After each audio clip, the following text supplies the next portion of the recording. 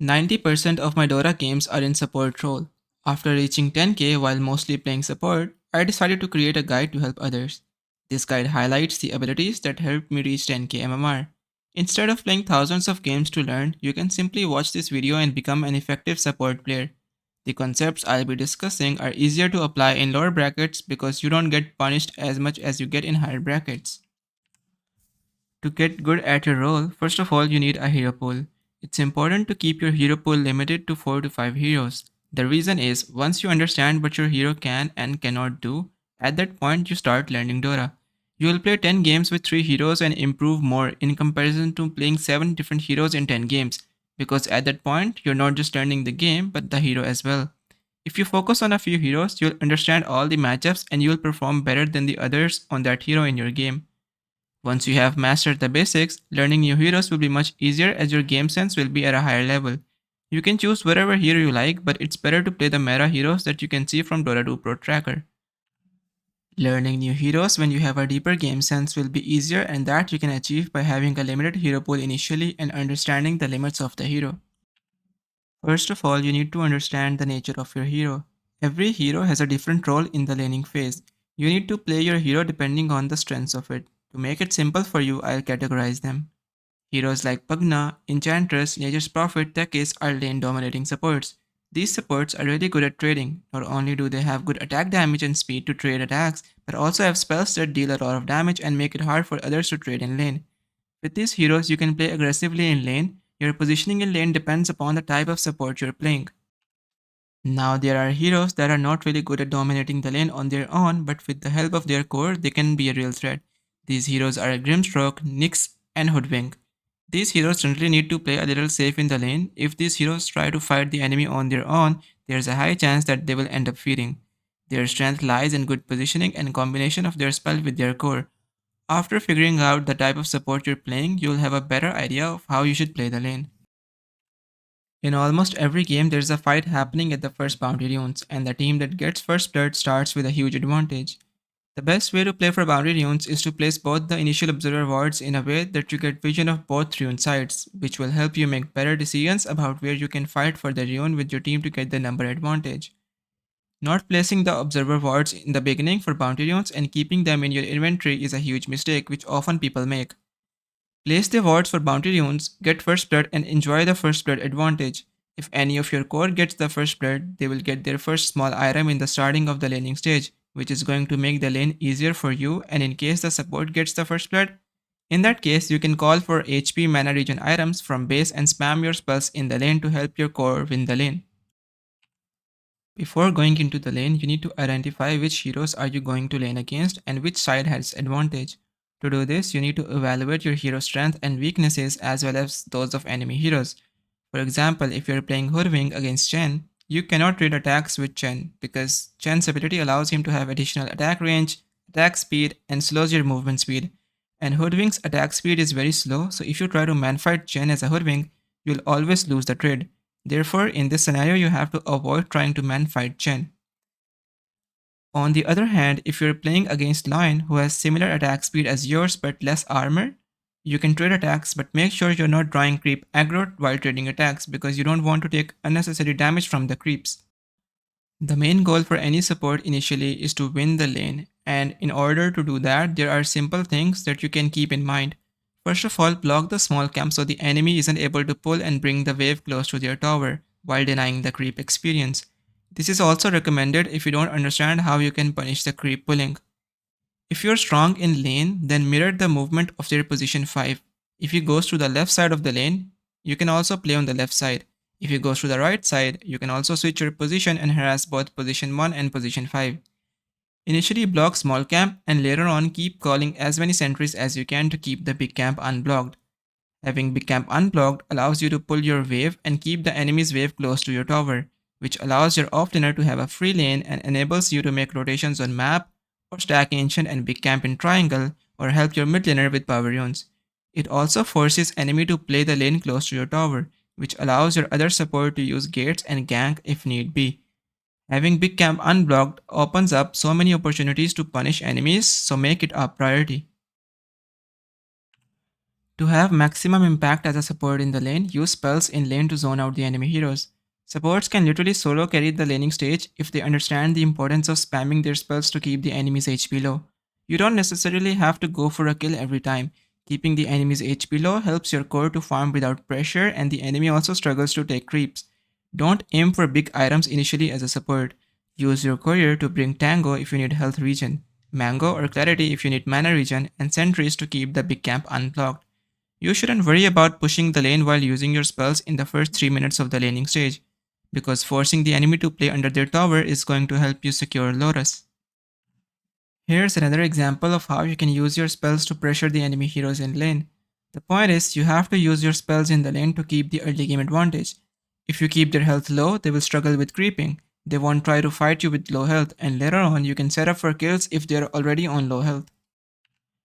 Mostly people try to harass enemy heroes, but they stand close to enemy creeps, which aggro's creep onto them, and as a result, the balance of the lane is ruined as your creeps push out the creep wave while enemy creeps are chasing you, and you take so much damage from the creeps. Make sure to keep your distance to avoid creep aggro while harassing the enemy. Creeps have an aggro distance of 500, so if you want to attack the enemy heroes, make sure to stay out of creep aggro range. You can also do the creep aggro cooldown trick, which is press attack command on enemy from outside creep aggro range or fog. That will put creep aggro to cooldown for 3 seconds, and in that time, you can auto attack the enemy heroes to harass them in lane without disturbing the balance of the lane, and the creeps won't aggro to you because of the 3-second cooldown. Lotus is very important objective in the laning stage which is still being overlooked. Securing Lotus is really important in lane. Any kind of healing in lane changes the outcome of the lane. You need to plan at least 20 or 30 seconds before securing the Lotus. You can either push the lane towards the enemy's side so it's easier for you and your core to get the Lotus, or you can start throwing your spells and zoning the enemy heroes out so they're unable to contest the Lotus. It is not worth dying for Lotus, but if you can secure it, it will help you dominate the lane, take better trades, and play aggressively. The value of Lotus can be seen in this clip. As I mentioned earlier, it is okay to keep the lane pushed till 3 minutes, but after taking Lotus, bring the creep wave back to your tower either by pulling the big camp or zoning out the enemy heroes and making your creep wave go into enemy's tower. If your creep wave goes into enemy's tower, the tower will push back the creep wave and then you will have the wave close to your tower again. When you're playing melee versus range matchup, you don't have to block the small camp with sentry and you can let the enemy support single pull the small camp, because in a melee versus range matchup, you cannot really trade attacks with enemy support that easily, so you can let them pull the small camp and go there to farm it as soon as possible, which not only will help you get some experience and some gold from the camp, but also will deny the purpose of the pull, because if you just kill the camp quickly and the creep wave isn't denied, eventually, they will join the next wave and enemy will have more creeps in the next wave which will push the lane towards your side. Only thing that you should take care of is don't let the enemy stack the camp, because if they stacked pull, then not only you will lose the experience of the entire wave, but also be forced to play the lane close to enemy's tower, and you do not want that. In melee versus melee matchup, you can block the small camp, but there are two scenarios to this. If your melee support is stronger than the enemy's melee support, then you can always block the small camp and fight the enemy support in lane. But if your melee support is weaker than the enemy's melee support, for example, you are a Nyx assassin or an Earthshaker against a hero like Treant, in that case, rather than blocking the small camp, you can play around your big camp and try to keep it unblocked. So every time enemy is pulling the small camp, you can just pull the big camp and you will have more value out of it. But make sure you don't let them stack and pull. When you're playing range support, you should always block the small camp and try to keep the big camp unblocked. The reason is, when you're playing melee support, it is really hard for you to trade attacks with enemy heroes in lane because you will always take their creep aggro and a lot of damage in return. But when you're playing range support, your primary goal in the lane is to harass the enemy heroes. That's why it is preferred to block the neutral camp so you don't have to worry about the lane being pulled, and you can zone out the enemy heroes with your spells and attack as much as you can. Although every player likes to have different starting items based on their preference, there are different variations that you can try in different scenarios. If you're playing a lane where the enemy will deal most of their damage by physical attacks, then there are two builds that you can try and see which one fits your playstyle. One tango to circulate two branches, one blood grenade, and a sentry to initially block the small cap. This build provides you +6 all stats, which is good for trading in the laning stage, and if your hero is universal, then this build is best for you. If you opt for this build, then after the Bounty Runes, you should call for another set of Tango and one more sentry to unblock the big camp. The other build is quite similar. You just buy 2 set of Tangos and 3 branches. You get plus 5 all stats in this build, and it is also really good. You can use the branches to eat a Tango to get more healing. After the Bounty Runes, you can get another sentry to unblock the big camp. If you're playing against a lane where the enemy heroes are spellcasters, it's better to go for magic stick, as you will keep getting the stick charges to deal with HP and mana problems. Later on, you should focus on getting more healing and mana resources from base if you feel like you need them to stay active in lane. There's another item which I have never seen on support from the lower bracket, but it is insanely valuable. Raindrop is actually a very strong early game item that you can buy even on supports. You're passively getting 0.8 mana regen and you survive the laning stage fights. Consider buying this item against heroes like Morphling who likes to spam Adaptive Strike, Lich, Crystal Maiden, etc. There are gonna be times when you will have to play insanely one-sided laning matchups and you won't be able to lane at all. In such matchups, you're supposed to do something different to survive the lane because staying in lane will only result in enemy destroying you. Now this is a very one-sided matchup where two ranged heroes are up against two melee heroes and the lane is pretty much dead because the ranged heroes will keep on attacking the melee ones and keep their health so low that they won't be able to farm creeps. In such bad matchups, you can rely on dragging the wave to help your offlaner get something in lane. You can keep dragging the early 3 to 4 waves close to your tower so you can get some experience in the lane, and this will help you to get something out of unplayable lanes. If you're dragging the wave, make sure to block the small camp because if you don't block the small camp, enemy can simply pull the neutral camp to the wave you're dragging. Understanding when you can leave your lane is very important because if not done correctly, you can ruin the early game not only for yourself but for your teammates as well.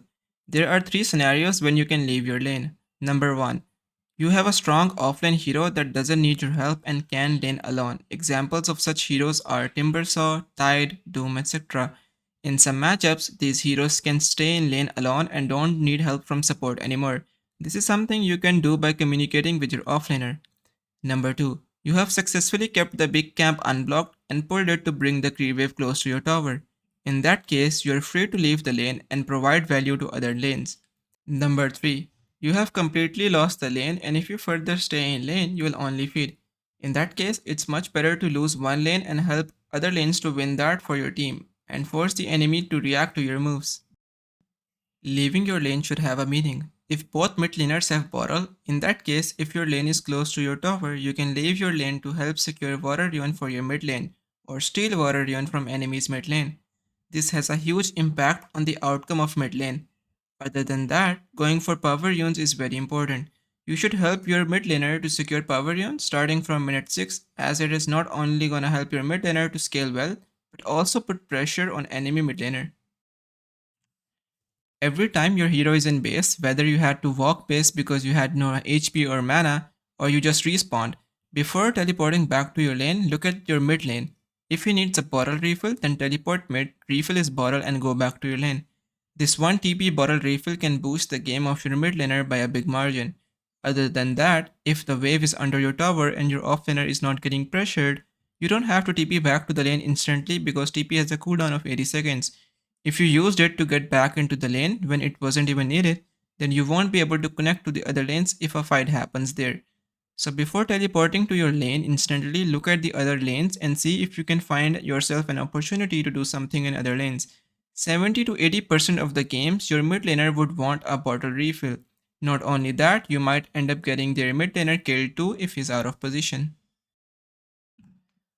Always be ready to take Wisdom Runes as they spawn because if the enemy steals it, it will not only make the game hard for you and the other support in your team, but also make the game easier for enemy support to scale well because of level advantage. If enemy support has a stun and he can steal Wisdom Rune from you, in that case, just ask for help from any of your core to join and help you with Wisdom Rune. If you're playing heroes like Lion, Rubik, CM that has an ability to stun the enemy or throw them away from their position, you should always get ready to steal the enemy's Wisdom Rune. Even if you die in return, it's worth it because overall you and your other support get more experience than the gold and experience opponent will get from killing you. And also, it will make the game hard for enemy supports as it will be really hard for them to hit level 6. Smokes can be used for multiple things, but to put it simple, every time you smoke, there needs to be a reason behind it. Smokes are done to take map control. You can smoke with your team, kill an enemy hero, and convert that kill into an objective. The objectives are Roshan, tower, or map control. If you smoke and get a kill, but are not able to convert it into an objective, then the smoke is useless. I'll explain it with this example. Now look at this smoke play. Centaur and Batrider have smoked to kill Arc Ward on bottom. Look at Dyer's team position. Even if Arc dies, there is no way Dyer's team can connect and take this tower. So therefore, this is a bad smoke play, and on top of that, the enemy team can always TP to tower and punish this play. But on the other hand, if you're smoking and killing any hero, whether it is support, but converting that support kill into an objective, it means the smoke has served its purpose. For example, here the Dire team smoked and killed Rubik, and then used this number advantage to secure Roshan and take a numbered advantage fight. Not only the fight was won, but also Roshan was secured, so the purpose of smoke is fulfilled. Other than that, you can smoke to place vision in enemy's jungle, and you can also smoke behind your teammates while your carry is hitting high ground. Supports are most likely to be jumped first in a team fight. If you're smoked behind your core, the chances of enemy diving and finding you first is minimum. When you're smoked to look for a pick-off on map, always keep an observer forward and place it where you want to take a fight, so your team can use the vision advantage. If you smoke into enemy's area of map without vision, there are chances that you can get punished. Even if you have lost your early game, the main thing that makes a support player great is understanding how to take team fights properly. Target priority is the most important thing in team fights. You need to have a plan and know your role before the fight starts. Let's take this tiny game for an example. In order to understand your role, you have to see what your hero can do and how the enemy can potentially take a fight. Tiny likes to blink in, stun and toss the enemy out, but in this case, if Tiny blinks in, Wench can swap and save his ally, and Tiny's initiation can be ruined, which can result in a bad team fight start, and Tiny can die in the beginning of the fight. Since Tiny is a hero that likes to go in and out of fights and likes to play long fights by using stun toss again and again, Tiny cannot afford to die in the start. Now that we know that going in can put Die in a bad spot, instead of going in, Tiny can just stay behind his team and wait for the enemy to jump and ruin their initiation because Tiny has area of effect stun. If Bat, Anti-Mage or Storm jumps in, Tiny can just stun them and buy time for his team to either go on those heroes or reset the position. You need to know the strengths and weaknesses of your hero and also see how the enemy can respond to your play. As a support, how you see team fight matters a lot.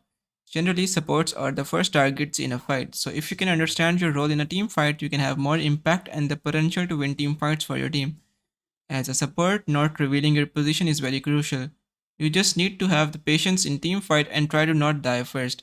When you actively think about ways your hero can die in a team fight, it gets easier to avoid that situation. The starting ward should be placed for the bounty runes. After that, before night time, you should place wards for enemies mid lane's rotation. As Radiant, these spots would be good to avoid the ganks from mid laner. But if you're in dire team, you can either place a ward here, here, or here. If you're playing aggressively, you can also place a deep ward in enemy's jungle to get information and apply pressure to towers. There's a detailed video on when and which ward is important and where to place it.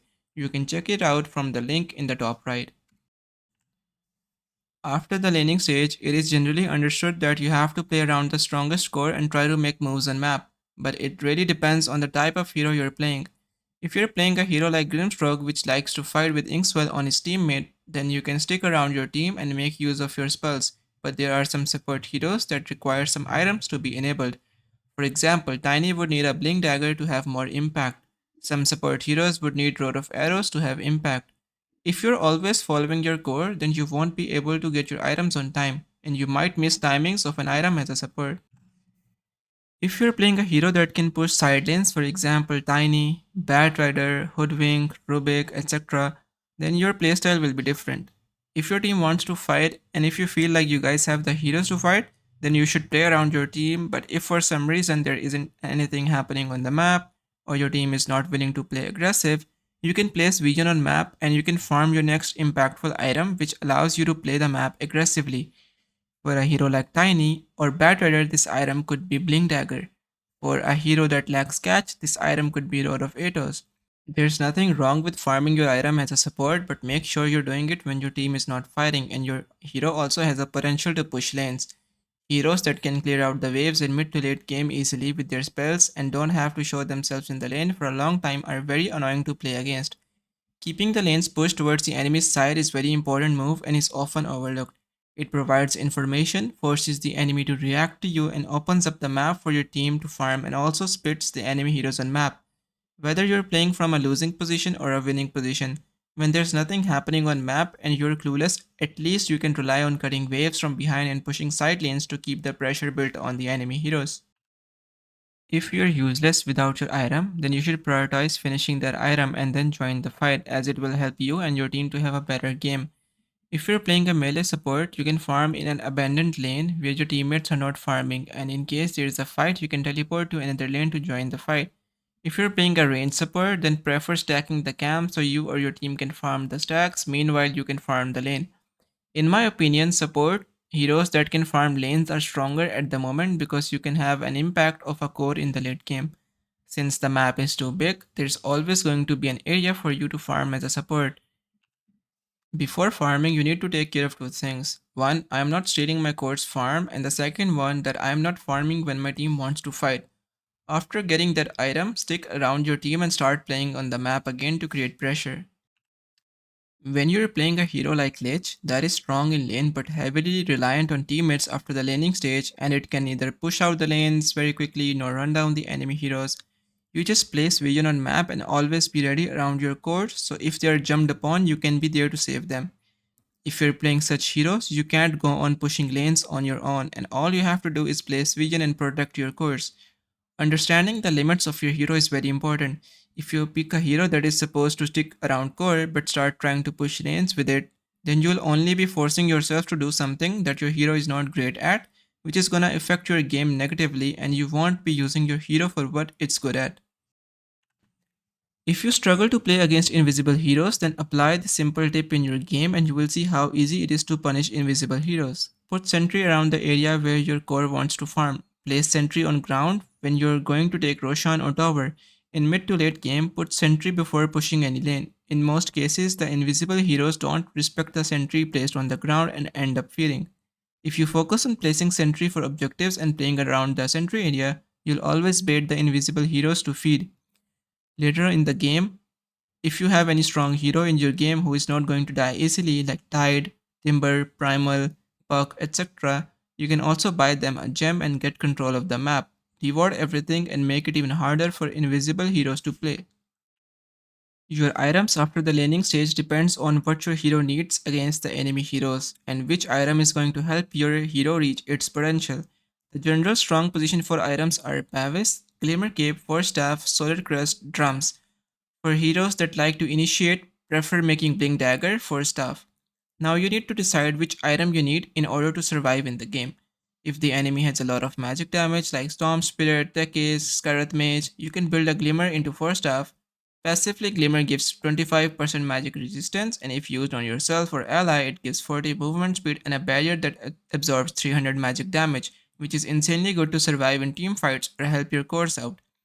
Force Staff is the most important support item as it helps your cores get out of bad positions as well as helps you survive in case an enemy jump on you. For support, it is very important to stay alive in the fight and help their core from behind. If enemy has less magic damage but more physical damage, then you can build Pavis into Solar Crest as Solar Crest is one of the strongest support items currently. Now the question is, how do I know which item is suitable for the game?